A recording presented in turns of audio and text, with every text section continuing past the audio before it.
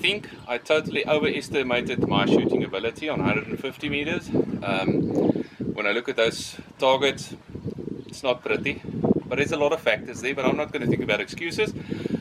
I'm going to reset and I'm going to do everything again at 100 meters. So let's have a look at this. H&N, 25 grainers, 100 meters.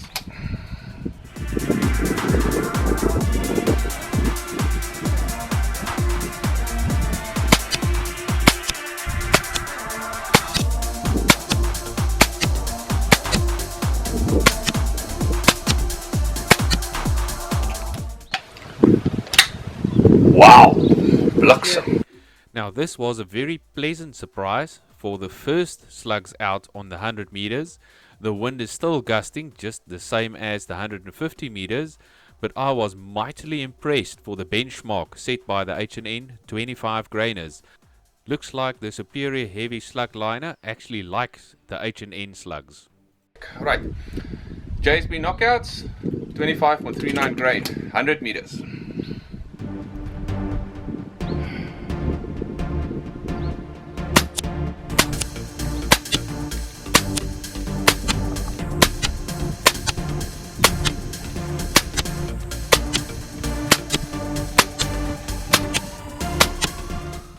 Now I know there will be a couple of you guys saying that your Sumatra shoot a better grouping than that at 100 meters. Yeah, well, post your videos, Boot. Post your videos. Alright guys, not the utmost best grouping I've ever shot, but remember, these are 216s. I do not have them in 217s. At 100 meters in gusting wind, I can live with that. I'm not too worried about that at all. Javelins, 26 grainers, 100 meters. Raak het nou, laat ek nou toe vir die wind op.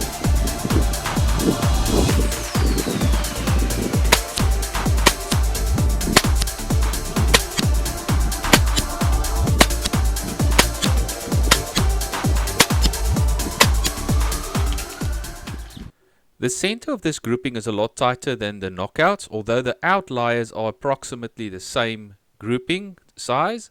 So if you measure it, almost the same as the knockout, but it looks better than the spraying that the knockouts had. I think I can do a lot better than this. Hopefully the wind gives me a gap. H&N's, 27 grainers, 100 meters, lekker plenty wind.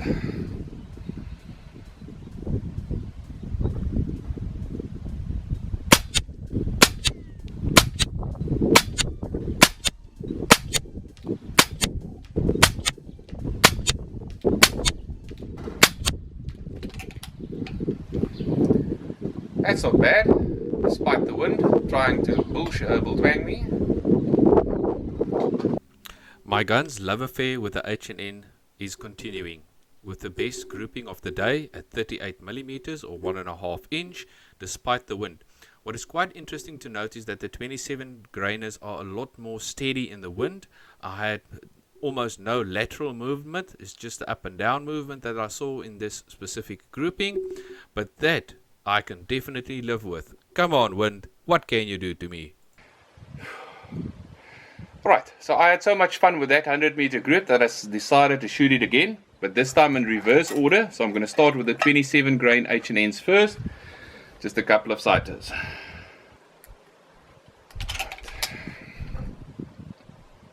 H&N 27 grainers, 100 meters.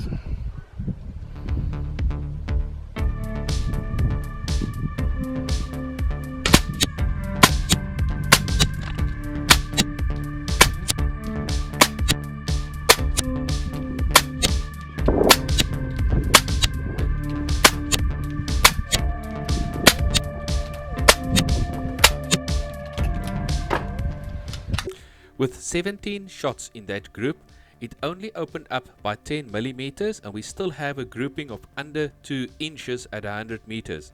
I am mightily impressed with these 27 grainers. This time around you can actually see the wind push them quite a bit, but that's not too bad at all. I like them. Javelins, 26 grainers, 100 meters.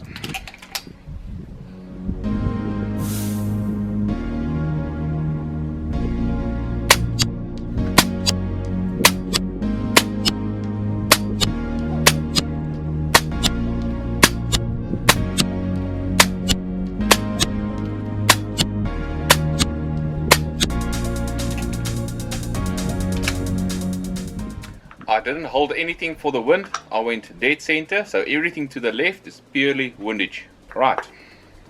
This is what I love about slugs. I didn't hold anything for the wind. I went dead center.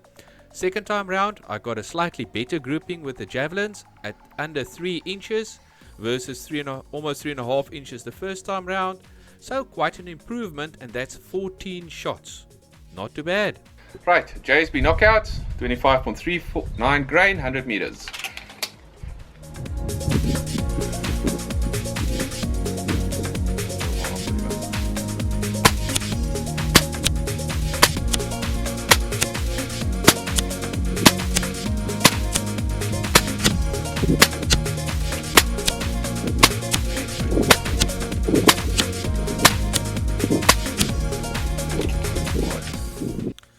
I discounted shot number 15 as it was clearly a fly away low. So this is the group that stayed exactly the same size as the first round. 87 millimeters or 3.4 inches. I don't know if that is spectacular or not. In my opinion, nope. It can do a lot better. But again said, these are 216s. They're not supposed to be 100% out of my barrel. H&N, 25 grainers, 100 meters. Moet sê waarmee ek skiet voordat ek skiet, anders vergeet ek.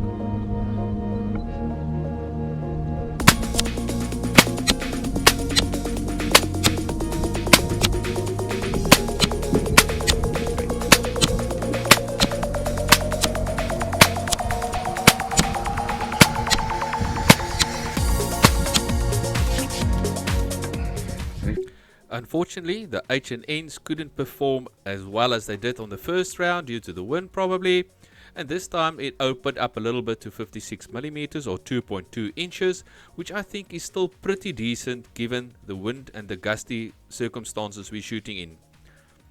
I only allowed a half a mil dot for the wind with these slugs, and that is why I love slugs. In my next video, I'll show you guys how much I had to hold to the side for the wind. It is quite scary, so watch out for the next video. That's all for today. Thank you. Click, subscribe, like, all those lekker things. See you next time.